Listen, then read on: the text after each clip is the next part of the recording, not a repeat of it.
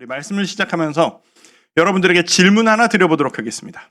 잘 듣고 나라면 어떨까라고 생각하면서 대답 한번 해보시길 바랍니다. 한 남녀 커플이 있다고 가정을 해보도록 하겠습니다. 커플이어도 괜찮고 부부여도 괜찮고 사랑하는 그리고 사랑해야 하는 남녀 관계가 있다라고 생각을 해봅시다. 이 커플은 정말 뜨겁게 서로를 사랑하다가 시간이 오래 지나서 지금도 내가 이 사람을 진정 뜨겁게 사랑하는 것이 맞나? 나도 잘 모르겠는 약간의 조금 사그러든 마음에 있는 커플이다 라고 한번 가정을 해보도록 하죠. 그래서 이 커플은 항상 서로의 마음이 궁금합니다. 저 사람은 나를 아직 사랑하고 있을까? 나는 이 사람을 진짜로 사랑한가? 그 와중에 이 여자의 생일이 가까워오는 거예요. 생일이 가까우니까 이 여자 이 자매가 기대감이 있는 거예요. 이 남자가 나를 아직도 사랑한다면 좋은 선물을 하나 준비해서 나에게 주지 않을까? 기대감을 가지고 있습니다. 할 수 있을 만한 그런 상황이죠. 자, 여기서 질문입니다. 만약 남자가 여자를 사랑한다면 선물을 주는 게 마땅합니까? 안 줘도 되는 겁니까? 뭘 그런 질문을, 그렇죠? 여러분의 표정이 말해주네요. 이거는 싱거운 질문이죠? 당연히 사랑한다면 선물을 주고 싶은 마음이 드는 게 당연할 것이고 더 좋은 것을 주려고 난리를 치는 게 당연할 겁니다. 그리고 그걸 요구할 수 있는 게 남녀 사이가 되겠죠. 그렇다면 조금 더 파고 들어가는 추가 질문 한번 해볼까요? 남자가 여자에게 선물을 줬어요. 그러면 그 선물을 했기 때문에 여자는 남자가 여전히 나를 사랑하고 있구나 라는 증거로 삼아도 될 일인가요? 어떻게 생각하세요? 받아본 적이 없어서 모르는 건가 혹시? 그럴 수도 있고 아닐 수도 있는 거예요. 마음이 있으면 선물을 주는 게 당연한데 선물을 준 게 나를 여전히 사랑하고 있다라는 결정적인 증거가 될 수는 없으니까 나는 마음이 식었음에도 그 어느 때보다 좋은 선물을 할 수 있는 게 우리고 사람이잖아요. 그렇죠? 하나만 더 질문해 볼까요? 생일 당일이 됐는데 이 남자가 여자에게 선물을 안 해버린 거예요. 그래서 이 여자가 한없이 실망을 하고 짜증을 내고 화를 내기 시작합니다. 그래서 남자에게 요구를 합니다. 지금 당장이라도 달려가서 내 생일을 위한 선물을 사가지고 와라. 나 여기서 기다린다 줄 때까지. 그래서 남자가 여자의 목소리를 듣고 진짜로 가서 선물을 늦었지만 준비해서 여자에게 줍니다. 그래서 여자가 받습니다. 그러면 그것은 여자의 요구로 인해서 남자가 여자를 더 사랑하도록 만들어낸 걸까요? 어떻게 생각하세요? 그럴 수도 있지만 아닐 수도 있어요. 솔직히 얘기하면 그렇게 강제로 요구함으로 인해 오히려 더 역효과가 날 수도 있겠죠. 그게 우리 사람입니다. 자, 제가 지금 드리고 있는 이 질문의 의도를 여러분이 잘 파악하실 수 있길 바랍니다. 마음이 있다면 주고 싶은 게 당연한 거예요. 하지만 줬다고 해서 달라고 요구한다고 해서 마음이 생기는 건 아니라는 거죠. 이 이야기를 우리의 신앙생활로 딱 들어맞는 이야기가 될 수는 없습니다만 한번 이 이야기를 하나님과 우리의 관계로 대입해서 제가 한번 질문 드려볼까요? 한때 하나님을 뜨겁게 사랑하는 한 그리스도인이 있었습니다. 그런데 어느덧 신앙생활을 오래 하면서 그리고 신앙생활뿐 아니라 세상에서 치이면서 생활을 하다가 내가 지금도 하나님을 뜨겁게 사랑하는 게 맞나? 나도 내 마음을 모르겠는데 갈팡질팡하는 한 지체가 있다고 생각해 봅시다. 자, 첫 번째 질문입니다. 이 그리스도인이 하나님을 진짜로 사랑한다면 이거는 대답 한번 해보세요. 사랑한다면 마음 다해 예배하는 것이 마땅합니까? 아니면 하나님을 사랑하기 때문에 예배 한 번쯤 빠져도 양해될 수 있는 겁니까? 어떻게 생각하세요? 이게 이렇게 어려운 질문인가? 당연한 거잖아요. 뜨겁게 사랑한다면 예배 한 번이라도 더 드리고 싶어서 애간장이 높겠죠. 그러면 만약 두 번째 질문. 여러분이 앉아있는 이 자리에 그 그리스도인이 빠지지 않고 예배를 참석하고 있다면, 난 아무리 바쁜 일이 있어도, 눈보라가 몰아쳐도, 오늘 온도가 영하 10도 밑으로 내려가도, 명절이 되어도, 연휴가 되어도, 휴가 기간에도 나는 끊임없이 빠지지 않고 이 예배 자리를 지킨다, 예배에 참석하고 있다면, 그게 이 사람이 지금 하나님을 진짜 사랑하고 있다는 증거로 삼을 수 있나요? 그럴 수도 있고 아닐 수도 있습니다. 겉모습, 여러분의 예배하는 모습만으로 모든 게 증명되지는 못합니다. 세 번째 질문. 그런 여러분을 바라보는 가족이 있습니다. 속이 터집니다. 너 왜 그러니? 너 옛날에 열심히 신앙생활 했잖아. 너 어린이 때는 주일학교에 열심히 나갔잖아. 청년이 되더니 왜 이렇게 나갔다 안 나갔다 미적미적거리는 거야? 여러분의 부모님이 여러분을 바라보면서 안타까워서 여러분을 억지로 끌고 교회에 나오기 시작합니다. 그래서 여러분을 이 자리에 강제로 앉혀서 예배에 참석하도록 만들어줬습니다. 여러분의 부모님이. 그러면 그게 여러분이라면 부모님의 그 열심이 여러분을, 하나님을 더 사랑할 수 있도록 만들어내는 계기가 될까요? 아마 지금 그 상황에 있는 사람이 있을 수 있어요. 여러분 중에. 그럴 수도 있지만 역효과가 날 수도 있을 겁니다. 여러분이 이 자리에 앉아있다는 것만으로는 아무것도 증명할 수 없는 겁니다. 하나님만 아시겠죠. 마음이 있으면 행동하기 마련입니다. 하지만 행동이 마음을 대변해 주지는 않습니다. 행동을 강요하고 억지로 해낸다고 해서 마음이 생겨나는 것은 더더욱 아닙니다. 오늘 말씀은 바로 거기에 대한 이야기입니다. 자, 우리 지금 산상수훈을 보고 있습니다. 산상수훈. 하나님을 열심히 믿고 있는 유대인들에게 예수님께서 말씀을 전하고 계십니다. 유대인들에게 모세 시대 이후로 살아가는 절대적인 기준이 하나 있었습니다. 그게 뭘까요? 율법입니다. 율법. 율법이 뭔가요? 십계명, 여러분 십계명은 아실 테니까. 십계명을 포함해서 구약 출애굽기, 레위기, 민수기도 약간 나오고 이런데 신명기에 반복되어지는 하나님께서 주신 규칙입니다. 그 규칙이 목적이 뭐냐면, 니들이 나를 믿는다면, 너희가 나의 백성이 되기를 원한다면 너희는 나를 버린 저 이방인들과는 좀 다르게 살아야 돼. 그러니까 너희가 앞으로 어떻게 살아야 하는지를 내가 그 방향성을 알려줄게. 그게 바로 율법의 존재 목적이었습니다.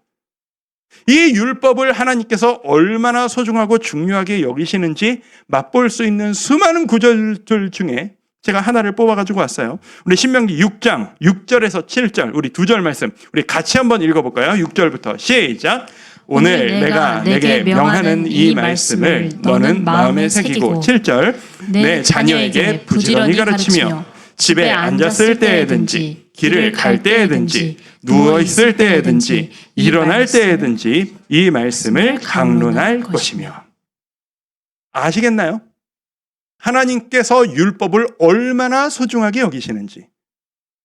가르쳐서, 이 말씀 앞뒤에 보면 어떤 말씀까지 있냐면, 네 집 구석구석에 말씀을 다 써놓고 네 팔목에도 메고 뭘 해도 말씀이 네 눈에 보이도록 하고 네 자식들에게도 가르쳐서 대를 이어서 너희가 이 율법대로 살아가기를 내가 진심으로 원한단다. 그게 율법이었어요. 하나님은 율법에 진심이셨어요. 그런데 시간이 지났습니다. 오늘 본문의 시대, 신약시대가 되었습니다. 2000여 년이 지나 이 유대인들이 율법을 지키며 살아가는 게 너무 어려운 상황들이 펼쳐지기 시작합니다. 두 가지로 정리할 수 있어요. 첫 번째, 이스라엘을 정복하고 다스리고 있던 로마 문화의 충돌이 일어나기 시작합니다. 이스라엘을 로마가 지금 다스리고 있잖아요. 예를 들면 이런 거죠. 율법에 따르면 유대인들이 먹을 수 있는 게 정해져 있었어요. 정결한 음식이 있고 부정한 음식이 있었어요. 나는 정결하고 거룩한 음식을 먹고 싶은데 이 로마 사람들이 만든 로마 시장에서 음식 재료를 사려고 하면 온갖 재료들이, 고기 하나를 사려고 해도 고기들이 다 이방 신전에 바쳐진 제물로 올라갔던 고기들밖에 없어. 이런 식이에요. 어디를 가도 정결한 음식 재료만을 사서 구해 먹을 수 있는 환경이 안 되는 거예요. 이런 것도 있어요. 안식일을 지켜야 되는데 툭 하면 로마에서 징집을 해요. 군대로 와라. 너 전투에 나가야 되겠다. 안식일이고 뭐고 없는 거예요. 일을 시켜요. 그러니까 나는 오늘 하루를 안식일로 거룩해 쉬고 싶은데 할 수가 없어요. 이런 식인 거죠. 첫 번째 이유였습니다. 로마 문화의 충돌. 두 번째가 더 본질적이고 심각합니다. 이게 뭐냐 하면 유대인들을 가르치는 종교 지도자들이 잘못 가르치고 있었어요. 여러분이 잘 알고 있는 바리새인.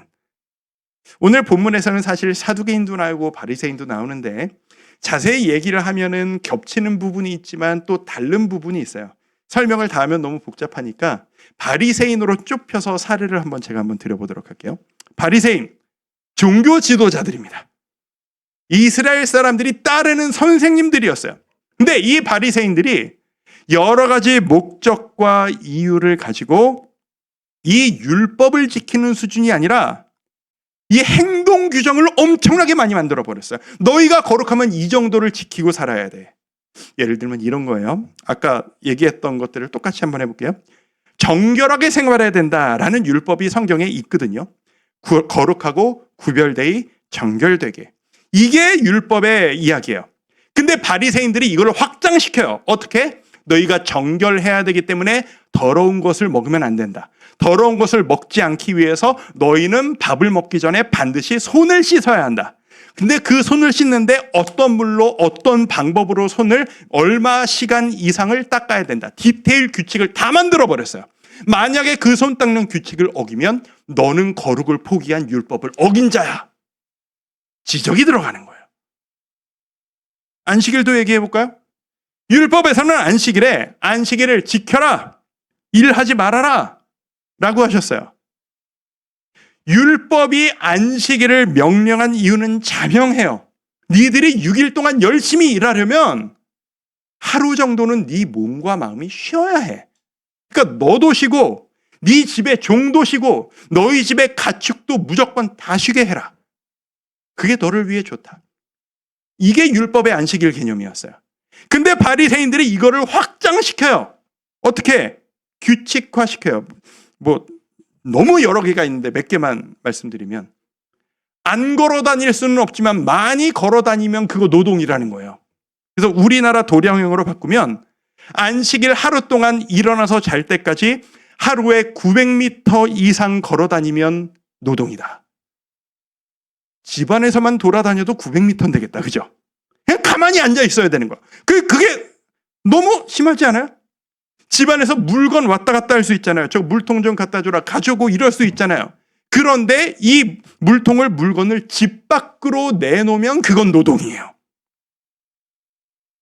사람이 아플 수 있잖아요.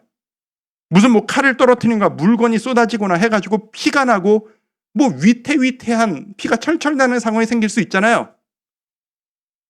당장 죽을 게 아니면 아무리 피가 철철 흘러도 고쳐주면 안 돼요. 약 바르고 붕대 감고 하면 안 돼요. 왜? 노동이라는 거예요. 어떤 느낌이 드세요? 들으면서. 좀 과하잖아요. 이게 바리새인들이 가르치는 규칙이었어요. 이렇게 해야 니들이 거룩한 거야. 이렇게까지 과하게 행동하면 결과적으로는 율법 이상을 지킨 거기 때문에 안전한 게 맞아요. 그런데 이걸 가지고 니들이 율법을 지키려면 바리새인들이 말한 대로 다 해야 된다? 이건 좀 아닌 것 같잖아요. 바리새인들은 행동에 집중하다가 하나님께 마음을 드리는 자세를 잊어버렸어요. 이게 2000년 전에만 있는 이야기냐? 오늘날 우리의 신앙생활에도 이런 일은 생각해보면 많아요. 여러분의 신앙생활 패턴에도 이런 일들이 있어요. 내가 그리스도인이라면, 교회 다니는 사람이라면 이 정도는 하는 게 맞아! 라고 해서 우리가 만든 혹은 교회가 만들어버린 율법 이상의 규범들이 분명히 존재해요. 여러분들이 어떤 환경에서 어떤 신앙생활을 해왔는지 저는 알 수 없지만 예를 들면 저에게는 저 같은 세대, 제 이상의 세대는 어릴 때부터 이런 이야기를 들으면서 컸어요. 주일에 TV 보지 마. 이건 좋았지. 공부도 하지 마. 근데 놀러 가는 것도 안 돼. 음식 사 먹지 마. 여러분은 경험해 본 적 없죠? 청년들은. 근데 이게 작년 여러분들은 경험 있으실걸요?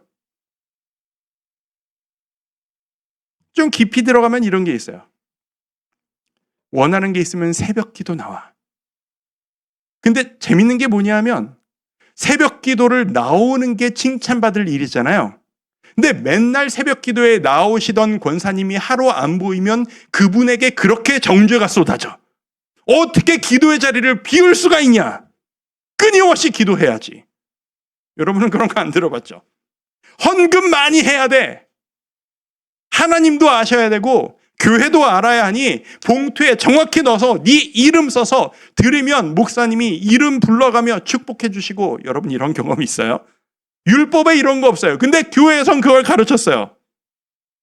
목사님이 집에 신방 오시면 주의 종을 거룩히 대접해야지. 봉투에 돈 넣어서 헌금 드려. 이게 옛날에 너무 강력한 교회의 가르침들이었어가지고 아직까지도 고생을 해요. 신방을 가보면 성도님들이 자꾸 봉투를 내밀어. 우리 교회 이런 거 안 받는다고 했는데도 이거를 드려야 된다는 거예요. 끝내 안 받죠. 받은 적이 없어요. 이해할 수 있어요. 그게 왜 그런 풍토가 시작되었는지 알아요. 옛날 한국 교회에서 하나님을 살아가면 뭐라도 하고 싶죠. 그래서 그런 일들이 시작되어진 거겠죠. 하지만 이렇게 해야만 하나님이 도와주신다. 그러니까 이걸 해라 라고 가르치고 안 하면 강제로라도 시킨다? 그건 좀 다른 이야기잖아요. 제 주중에 한 성도님을 뵀어요. 성도님과 많은 대화를 나누는 가운데 약간 연세가 있으신 성도님이셨어요. 이 성도님이 저한테 이런 얘기를 하는 거예요. 목사님, 제가 어릴 때부터 교회에서 평생을 살았습니다. 저 봉사 끊이지 않고 정말 많이 몇십 년을 했습니다. 근데 목사님 정말 죄송한데요. 저 평생 교회 다니면서 즐겁다라고 느껴본 적 한 번도 없어요. 혼나지 않기 위해서 열심히 했어요. 하나님께 혼날까봐 봉사 열심히 하고 헌금 열심히 했어요. 저 교회 생활이 행복하다라는 거 느낀 지 얼마 안 돼요. 너무 안타까운 이야기잖아요. 너무 안타까운 이야기잖아요. 지금 여러분의 얘기가 진짜 제발 아니기를 바랍니다. 왜 이런 일이 일어날까요? 마음이 있으면 행동하는 게 맞는데 이걸 거꾸로 규칙화해서 이거 행동 열심히 해. 그래야 하나님께 복받아. 행동을 강요하는 신앙생활. 여러분은 그런 생각을 해본 적 없으십니까? 그리고 여러분이 누군가에게 그런 강요를 해보신 적은 없으십니까? 이 자리에 계신 장년 성도 여러분, 여러분들은 여러분의 가족들에게, 배우자에게, 자녀들에게 그런 강요를 해보신 적은 없으십니까? 다시 한번 말씀드려요. 율법이란 너 이거 어기면 혼나, 이거 틀리면 너 벌점이야. 우리를 올가매는 벌 규칙을 위해 주신 게 아니고요. 내가 기뻐하는 삶은 이런 거야. 방향성을 알려주시는 규칙이었어요. 근데 바리새인들은 네 마음에 뭐가 있는지 모르겠고 이걸 하는 사람이 의롭다라고 규칙을 자기들이 만들어서 과하게 가르쳤어요. 그리고 자기들이 그걸 누구보다 심하게 했어요. 엄청나게. 사람들이 보는 앞에서 길가에서 회개하면서 옷을 찢고 죄를 뒤집어 쓰면서 하나님을 부르면서 기도해요. 그러면 지나가는 사람들, 저 선생님은 믿음이 진짜 좋은가 봐. 그런 소리를 들으면서 내심 마음으로 뿌듯해해요. 제가 어떤 기록까지 찾아봤는지 아세요?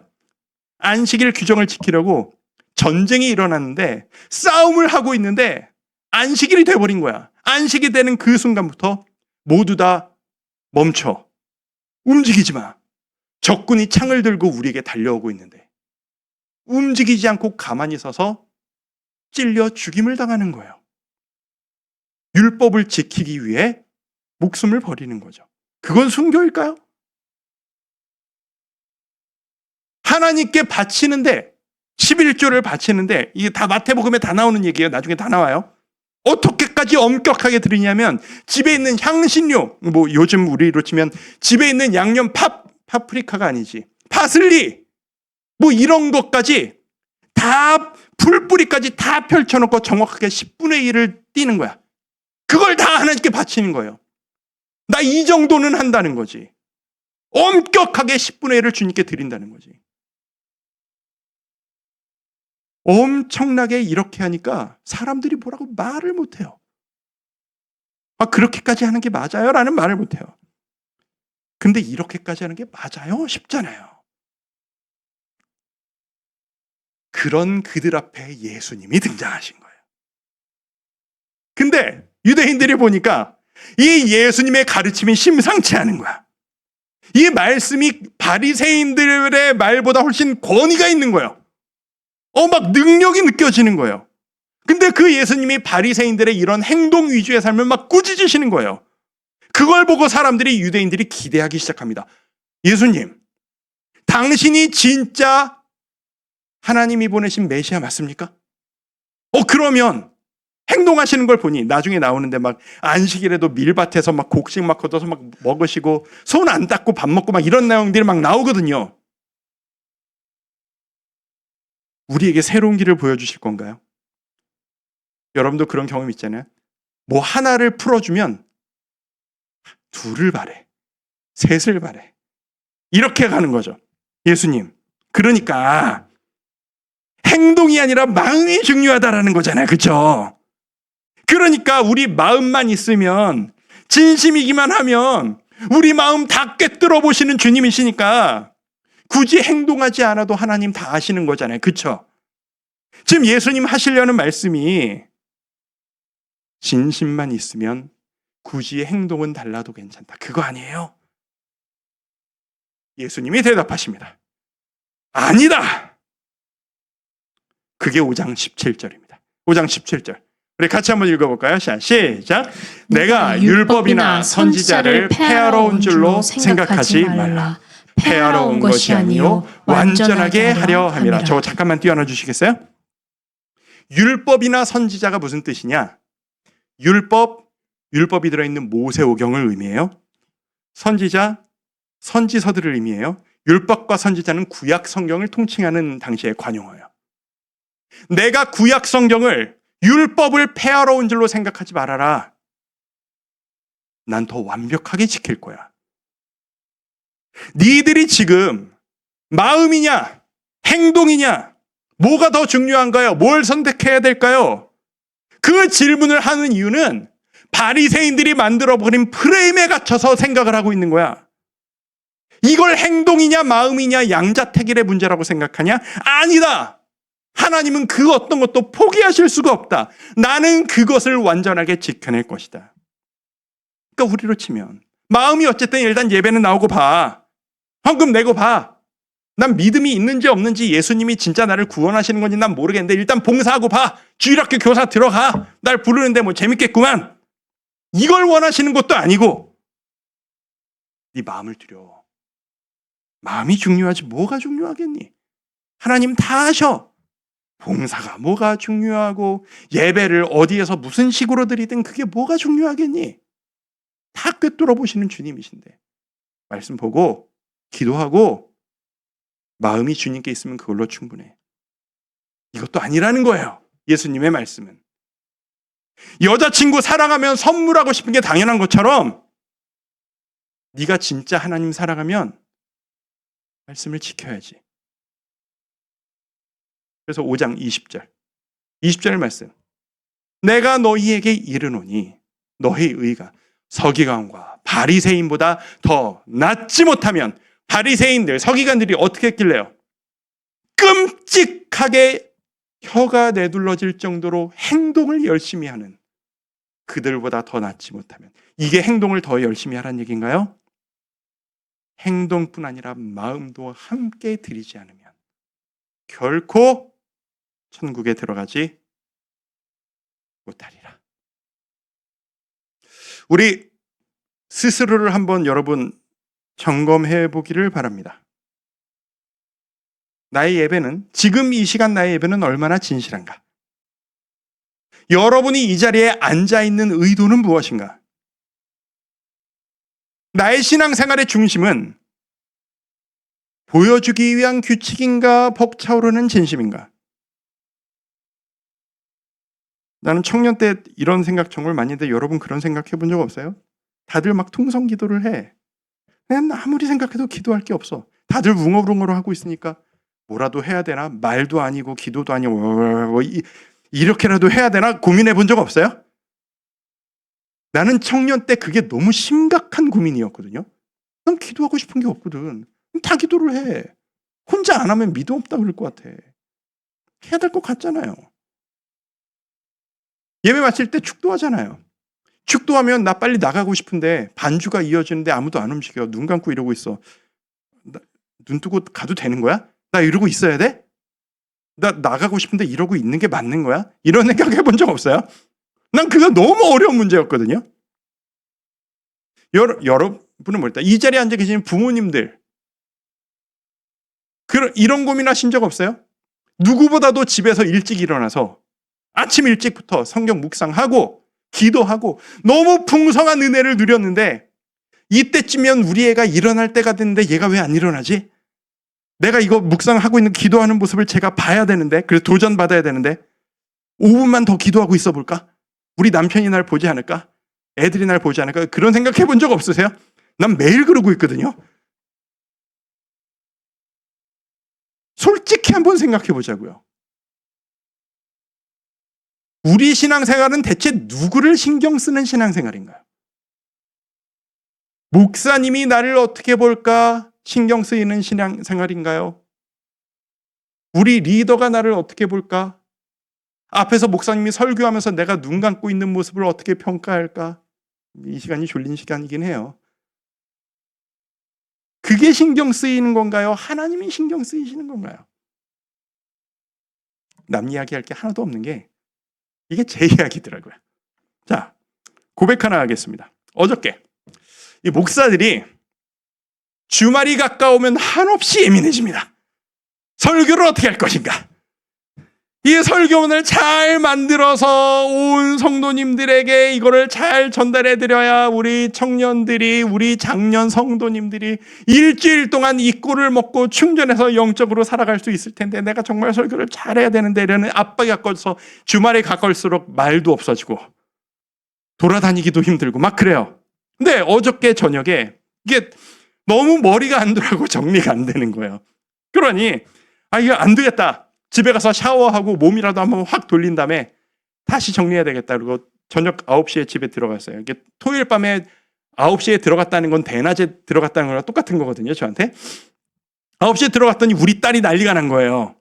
아니 이 시간에 아빠가 웬일이냐. 옷 신발 벗자마자 달려와가지고 매달리고 옷도 안 벗었는데 손도 안 닦았는데 매달리고 놀아달라 이거 해달라 저거 해달라 난리를 치기 시작하는 거죠. 제 딸이.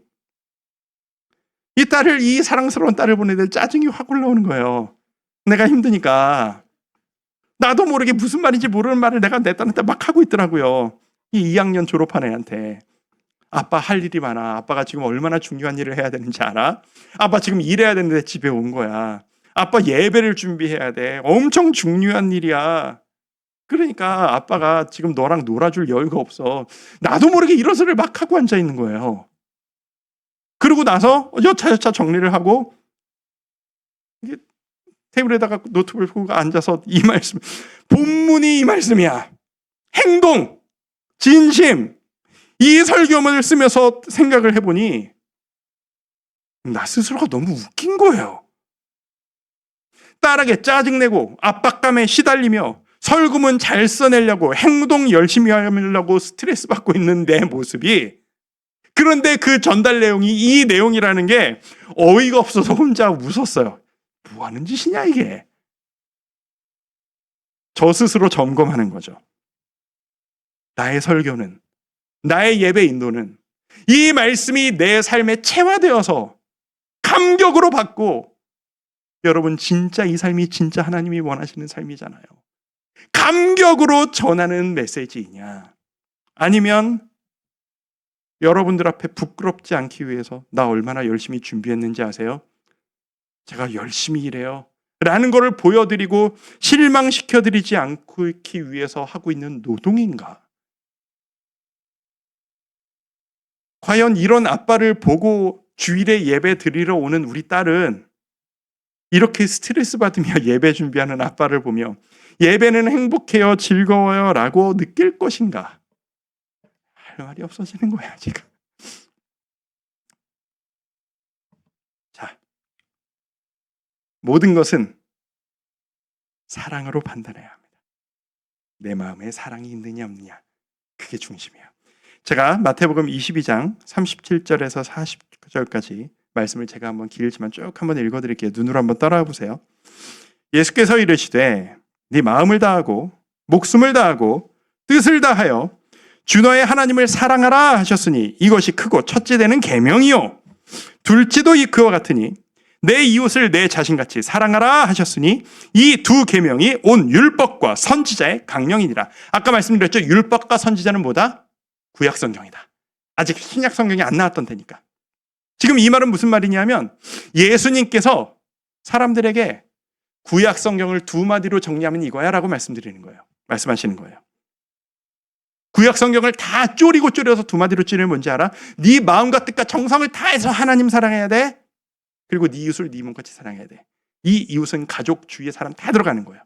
하나님 사랑, 이웃 사랑. 그게 성경의 다다. 율법, 마음, 행동. 오늘 여러분의 예배의 중심 다 무엇을 기준으로 생각해야 돼요? 내가 하나님 사랑하나?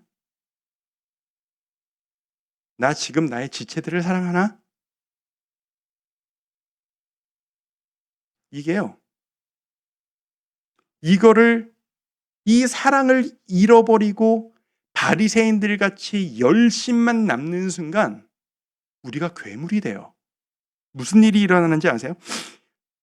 사랑하는 마음, 주님 사랑하고 이웃 사랑하는 마음 없이 교회 다니는 사람이라면 이런 거 해야 돼. 규칙과 노력만을 강조하게 되면 조금 더 쉽게 주님 사랑하고 이웃 사랑하는 마음보다 이렇게 하는 게 맞아. 이래야 내 마음이 시원해.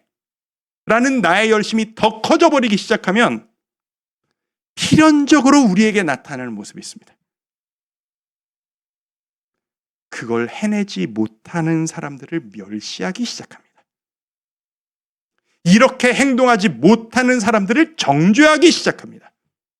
너 왜 기도 안 하니? 너 왜 예배 안 나오니? 너 왜 예배 드리는 태도가 그러니?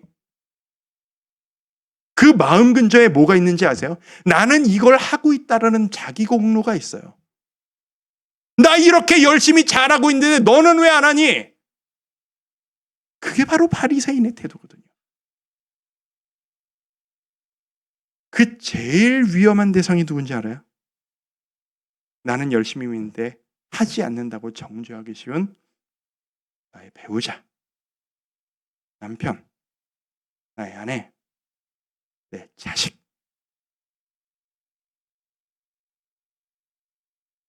그래서 예수님이 이렇게 말씀하세요. 5장 22절. 같이 한번 읽어볼까요? 5장 22절 말씀. 자, 시작.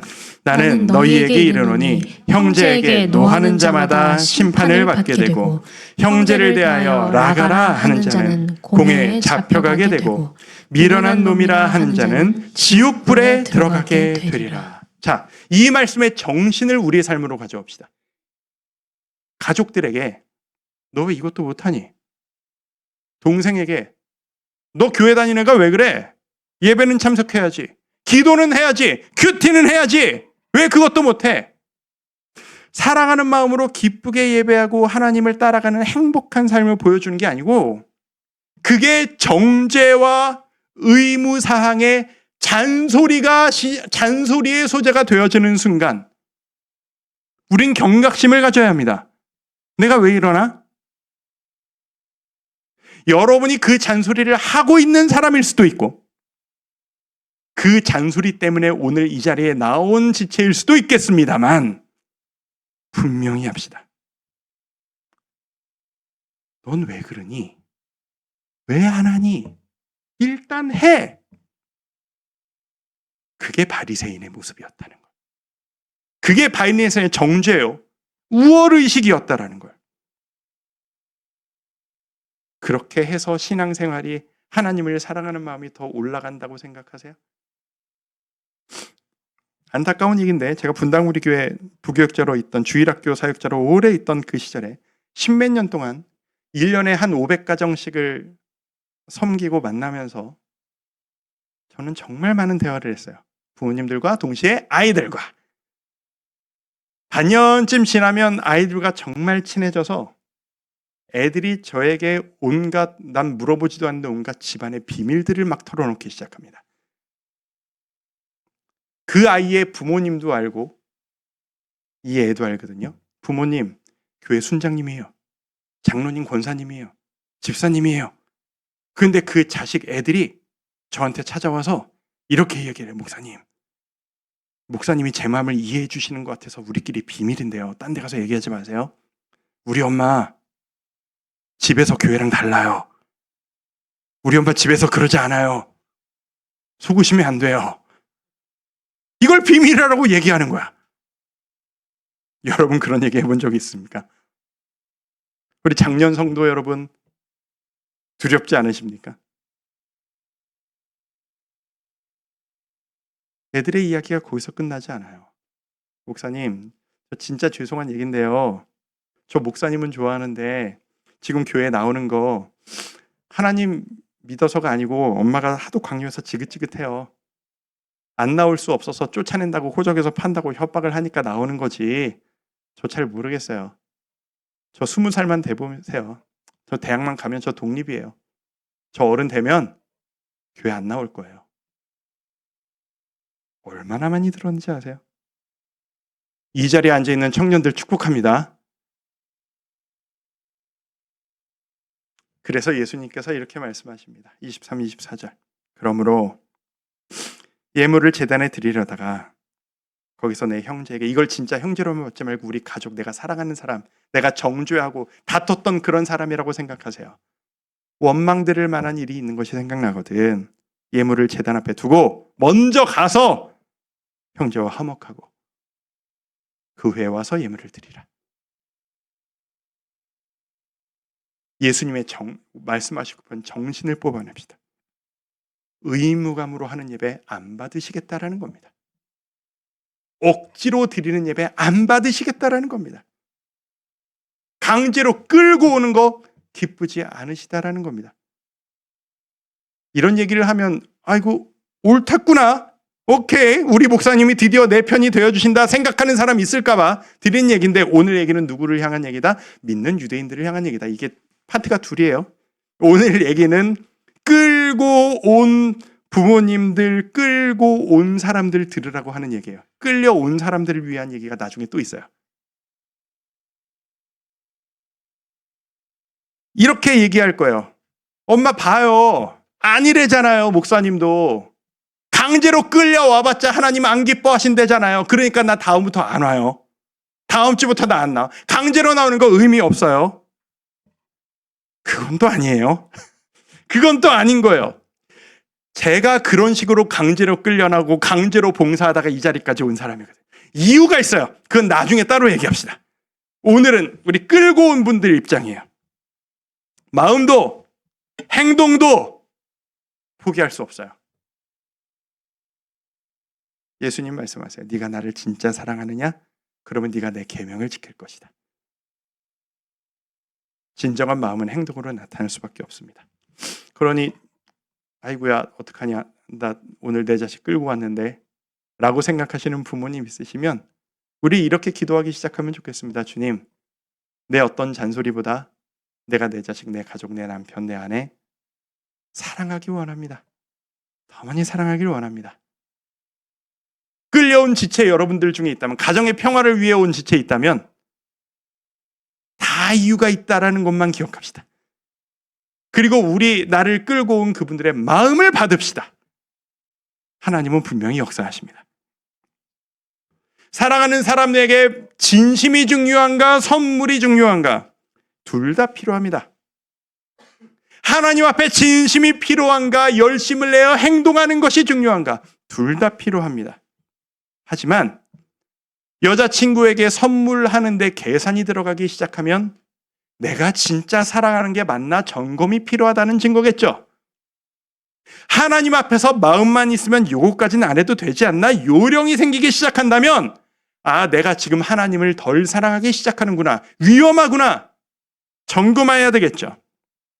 함께 가야 합니다. 그러니 사랑하는 주의 동역자 여러분, 우리 타협하지 맙시다. 계산하지 맙시다. 오늘 예수님의 말씀은 그것을 말씀하시는 겁니다. 하나님이 지금 우리의 사랑을 갈구하고 계세요. 우리의 마음도, 우리의 행동도 여러분을 너무 사랑하셔서 포기할 수가 없어 하세요. 우리 그런 예수님께 우리의 확신을 우리의 삶으로 보여드리는 우리 사랑하는 주의 지체들 될 수 있기를 주님의 이름으로 축원합니다. 우리 그런 마음으로 오늘 이 찬양하며 나아갈까요? 주님께서 우리에게 하시는 그 말씀이세요. 넌 내 사랑하는 내 자녀야. 나의 안에 거하라. 우리 함께 찬양합니다. 나의 안에 거하라. 나는 내 하나님이니 모든 환난 가운데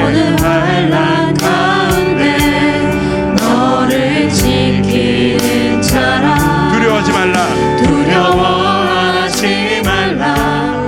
내가 널 도와주리니. 놀라지 말라. 내 손 잡아주리라. 우리 한 번 더. 나의 안에 거하라. 나의 안에 거하라. 나는 내 하나님이니. 모든 환난 가운데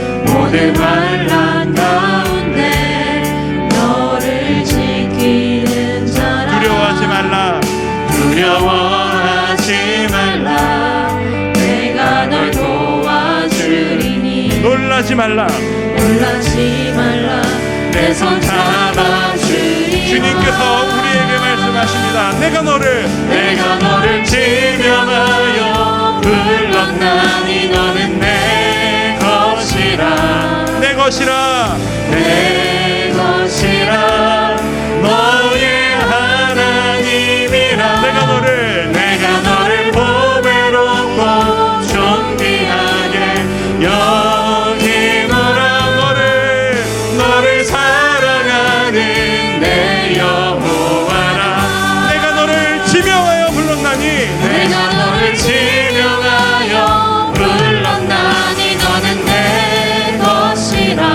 내 것이라. 너의 하나님이라.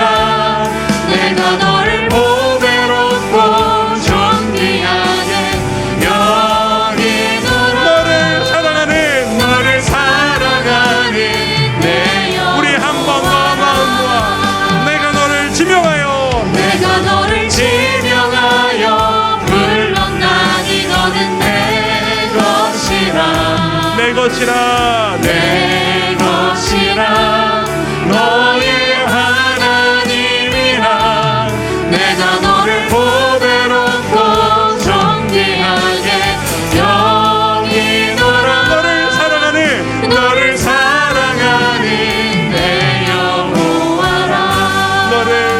여기노라. 너를 사랑하는 내 여호와라. 이 시간 기도할 때 하나님이 여러분에게 주시는 마음대로 한번 기도할까요? 두 케이스가 있을 겁니다. 주님, 저는 마음으로 충분하다라고 생각했는데 제가 주님 사랑하니까 이 정도는 조금 타협해도 오늘은 조금 양해를 구해도 큰 문제 없지 않을까? 라고 생각했던 성도님들이 계시다면 주님, 제가 한 걸음을 더 내딛기를 소망합니다. 주께서 저를 보실 때 충성되고 착한 종이라고 칭찬받을 수 있기를 원합니다. 저를 이끌어 주시옵소서. 기도하길 바라고, 사랑하는지 모르겠는데 저 무조건 열심히 합니다. 하겠다고 했으면 무슨 일이 있어도 합니다. 저 마음은 잘 모르겠지만 전 열심은 대단합니다. 그런 지체들이 있다면 주님, 제가 주님 사랑하기 원합니다. 진심으로 주님 대하기를 원합니다. 여러분께 주님이 주시는 마음대로 함께 우리 마음과 기도하며 나가겠습니다. 기도합니다. 아버지 하나님, 우리의 마음 가운데 주를 사랑하는 마음과 주의 뜻대로 실천하며 살아가는 그 균형이 우리 모두에게 있어지기를 소망합니다. 연약한 우리들, 부족한 우리들, 주님 바라보며 하나님 앞에 나아가는 저희들의 심령 가운데 하나님의 은혜를 더하여 주셔서, 아버지여 능력을 더하여 주셔서, 아버지 하나님 조금이라도 더 주님을 기쁘게 해드리기 위해 진심으로 나아가는, 그리고 이것을 남을 정죄하는 도구로 삼지 않는 균형 잡힌 그리스도의 일꾼 되도록 우리를 세워 주시옵소서. 아버지 하나님, 제가 하나님의 자녀입니다. 주님의 사랑을 받아서 여기에 있습니다. 그렇다면 나도 사랑하여 정죄하지 않고 내가 사랑하여 기도하고 사랑하며 그렇게 함께 내 사랑하는 자들을 함께 하나님 사랑하고 주님 사랑하는 그런 우리가 될 수 있기를 원합니다. 주여, 우리에게 은혜를 자유를 허락하여 주시옵소서. 아버지 하나님, 말씀을 알아갈수록, 말씀에 깊이 나아갈수록 우리의 마음속이 들여다보이는 것 같습니다. 나는 이렇게 노력하고 있으니 충분할 거라 생각했는데 내 마음의 중심을 주님께서 말씀하시고, 나는 행동은 느려도, 나는 행동이 흔들려도 주님 사랑하는 만큼은 확실하니 문제없다라고 생각했는데 주님께서 나에게 원하시는 것은 완전한 사랑이라는 것을 다시 한번 깨닫습니다. 한 걸음 내딛기를 원합니다. 한 발자국 더 나아가길 원합니다. 주여, 이 자리에 앉아있는 모든 주의 청년 지체들이, 이 자리에 앉아계신 모든 장년 성도님들이 주를 사랑하는 마음으로 조금 더 완전한 주의 자녀의 자리를 향해서 힘차게 나아가는 우리 모두가 되기를 원합니다. 여전히 부족하지만 이렇게 하나씩 하나씩 노력하며 애쓰는 우리를 기쁘게 받아주시고 은혜로 채워 주시옵소서. 예수님의 이름으로 감사하며 기도드립니다. 아멘. 우리 모두 자리에서 일어나셔서 나 주님의 기쁨 되기 원하네, 우리 찬양하고 예배를 마무리합니다. 우리 함께 찬양합니다. 나 주님의 기쁨 되기, 나 주님의 기쁨 되기 원하네. 내 마음을 새롭게 하소서. 새 부대가 되게 하여 주사, 새 부대가 되게 하여 주사. 주님의 빛, 주님의 빛 비추게 하소서. 내가 원하는 한 가지, 내가 원하는 한 가지. 주님의 기쁨이 되는 것. 내가 원하는 한 가지, 내가 원하는 한 가지. 주님의 기쁨이 되는 것. 내가 원하는 한 가지, 내가 원하는 한 주님의 기쁨 되길 원합니다. 주님의 기쁨이 되는 것. 내가 원하는 한 가지, 내가 원하는 한 가지. 주님의 기쁨이 되는 것. 주님의 기쁨이 되는 것, 주님의 기쁨이 되는 것. 우리 함께 기도합니다. 지금은 우리를 구원하신 예수 그리스도의 은혜와 하나님 아버지의 다음없는 사랑과 성령 하나님의 감동과 막 교통하심의 역사가 이제는 내 마음도 나의 삶도 온전히 주께 드리기를 원하는 모든 지체들 머리 위에, 그리고 너무 사랑해서 강요했지만 이제는 주께서 책임져 주시기를 원하는 사랑하는 우리의 이웃, 사랑하는 자녀들의 머리 위에도 지금부터 영원토록 함께 하시기를 간절히 축원하옵나이다. 아멘.